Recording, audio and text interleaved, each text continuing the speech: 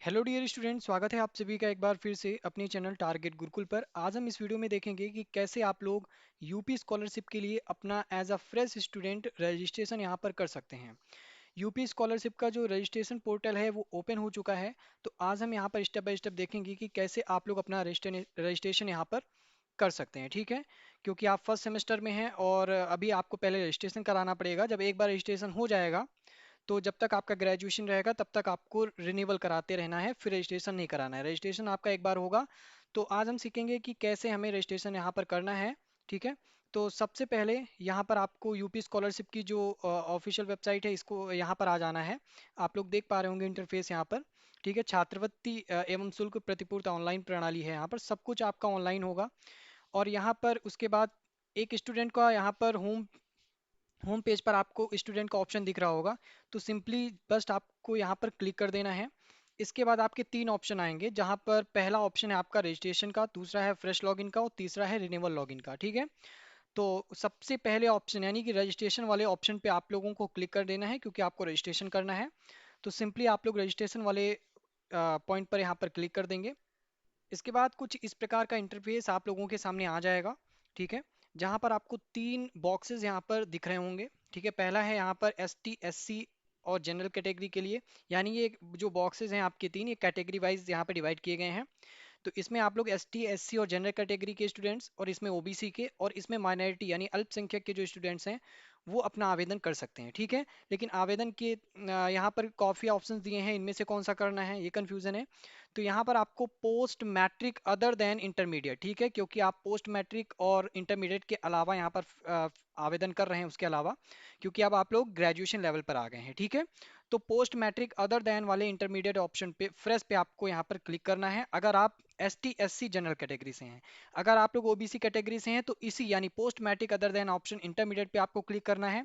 अगर आप लोग अल्पसंख्यक से हैं तो post matric other than intermediate वाले ऑप्शन पर ही क्लिक करना है। लेकिन अगर यहाँ पर आप अदर स्टेट से हैं, ठीक है, तो आपको लास्ट वाले ऑप्शन पे क्लिक करना है, post matric other state fresh पे। ठीक है, अगर आप किसी अन्य राज्य से हैं, आप अगर यूपी से यहाँ पर बिलोंग नहीं करते हैं, किसी अन्य स्टेट से करते हैं, बिहार से करते हैं, मध्य प्रदेश से करते हैं, तो आपको लास्ट वाले ऑप्शन जहाँ पे साफ साफ लिखा है पोस्ट मैट्रिक अदर स्टेट, ठीक है, तो इस पर आपको क्लिक करना पड़ेगा। फिलहाल हम यहाँ पर आप लोगों को रजिस्ट्रेशन प्रोसेस बताएंगे।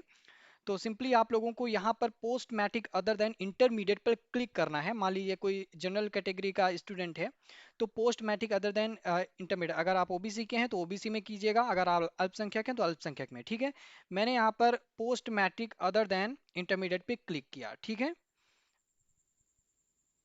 जैसे पोर्टल ओपन होगा आपको कुछ इस तरह का इंटरफेस मिलेगा, जिसमें रजिस्ट्रेशन फॉर्म भरने के लिए आपको ये डिटेल्स फिलअप करनी पड़ेंगी। ठीक है, यहाँ पर मैं रजिस्ट्रेशन फॉर्म की प्रिंट आउट के जरिए समझाने का प्रयास करूँगा, क्योंकि जो साइट है आपकी वो काफ़ी ज़्यादा बिजी होने के कारण एरर बता रही है। ठीक है, मैं बहुत देर से वेट कर रहा था, आधी वीडियो प्रिपेयर हो गई थी, लेकिन वीडियो कंप्लीट करने के लिए काफ़ी वेट किया लेकिन नहीं हुआ।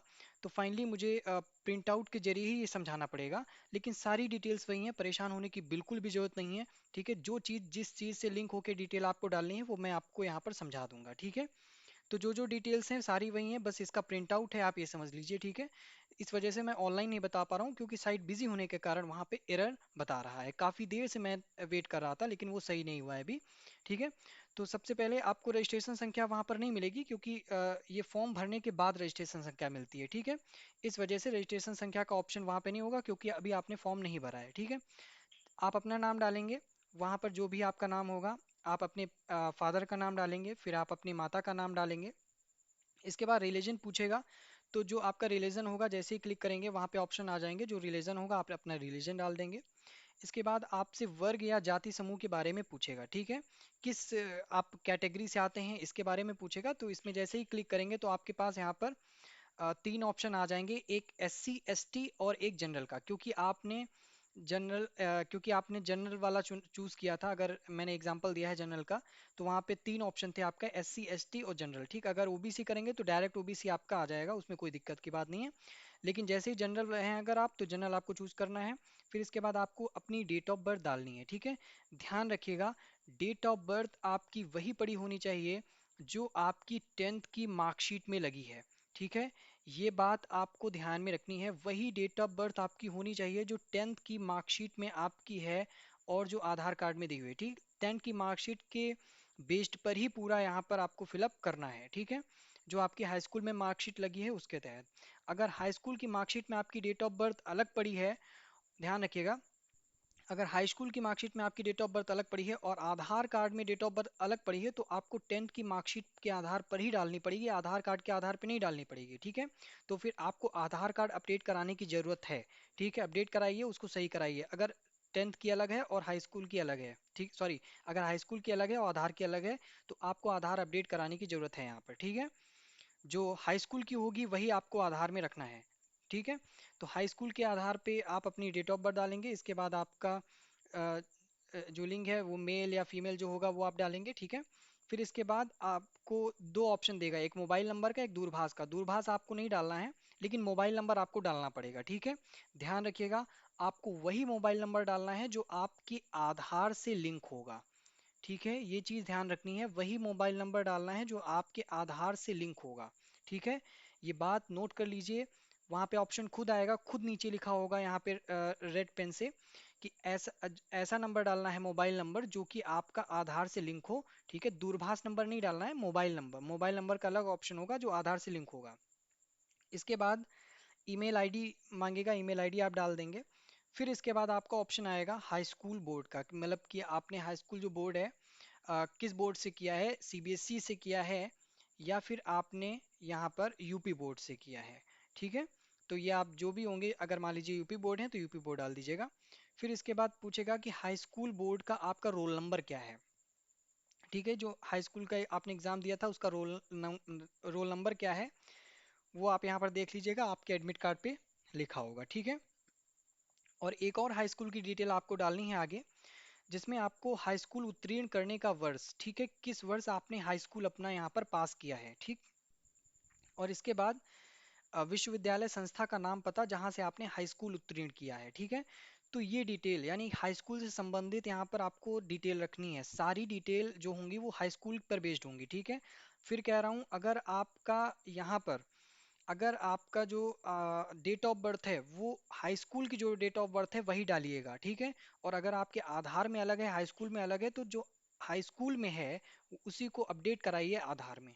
ठीक है, ये काम आपको करना है, अगर आपका गलत है यहाँ पे तो जो हाई स्कूल में होगी वही मान्य होगी। ठीक, इसके बाद आपको एक और ऑप्शन देगा जो कि यहाँ पर ऊपर लिखा हुआ है जनपद का नाम। ठीक है, जब आप यहाँ पे पढ़ रहे होंगे तो दूसरे तीसरे नंबर पे ये ऑप्शन आ जाएगा कि किस जनपद में आप रहते हैं। ठीक है, तो लखनऊ आपको यहाँ पर फिल करना है, जनपद का नाम। ठीक है, तो ये सारी डिटेल्स यहाँ पर, फोटो नहीं मांगेगा। ठीक है, ये सारी डिटेल आपको डालनी पड़ेगी। इसके बाद क्या होगा, इसके बाद आपको सबमिट करने को बोलेगा। ठीक है, इसके बाद आपके पास सबमिट का ऑप्शन आएगा, जब आप सबमिट पे क्लिक करेंगे जैसे ही, तो वो आपसे बोलेगा कि ओटीपी डालिए। ठीक है, तो जिस नंबर, जो आधार नंबर आपका लिंक है, जो आपने मोबाइल नंबर यहाँ पर डाला है जिससे आपका आधार लिंक है, उस पर एक ओटीपी आया होगा।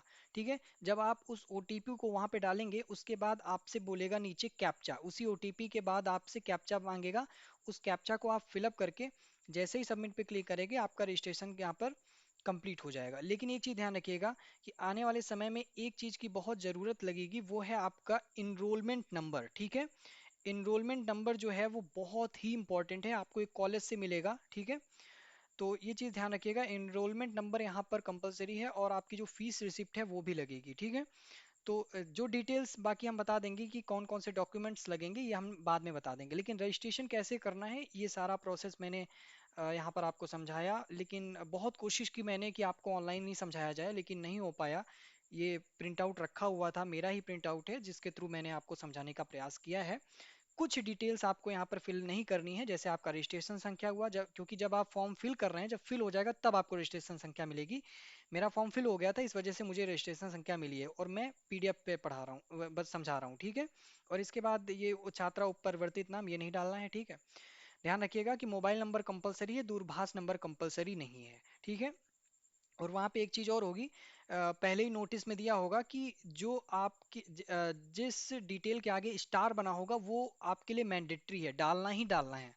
जब आप निर्देश पढ़ेंगे तो निर्देश में साफ साफ लिखा होगा कि जहां पर आपका स्टार बना है वो कंपलसरी है, वो आपको डालना ही डालना है। ठीक है, तो ये अपडेट आपके लिए थी। आई होप कि आपको अच्छे से समझ में आया होगा। नेक्स्ट वीडियो में हम आपको बताएंगे कहाँ इनरोलमेंट नंबर, फोटो वगैरह, क्या क्या डिटेल वगैरह लगेंगी। ठीक है, हाई स्कूल और इंटरमीडिएट की मार्कशीट वगैरह पूरी डिटेल हम आपको देंगे कि क्या क्या डॉक्यूमेंट यहाँ पर आपके लगने वाले हैं। लेकिन बच्चों मैं फिर कह रहा हूँ जाते जाते कि जो मोबाइल नंबर आप डालेंगे वो आधार से लिंक होना चाहिए, और आपका जो अकाउंट नंबर है वो भी आधार से लिंक होना चाहिए। ठीक है, तभी आपका यहाँ पर आने जो आपके स्कॉलरशिप है उसके लिए आप एलिजिबल हो पाएंगे। अगर आपका आधार से लिंक नहीं है अकाउंट, तो लिंक करवा लीजिए। अगर आपका मोबाइल नंबर आधार से लिंक नहीं है तो उसे भी लिंक करवा लीजिए। ठीक है, तो फिलहाल हमारे साथ जुड़ने के लिए आप सभी का बहुत बहुत धन्यवाद। नेक्स्ट वीडियो जो बनेगी वो आपको हम बताएंगे कि क्या क्या डॉक्यूमेंट आपके लगेंगे। ठीक है, हमारे साथ जुड़ने के लिए आप सभी का बहुत बहुत धन्यवाद। मिलते हैं नेक्स्ट वीडियो में।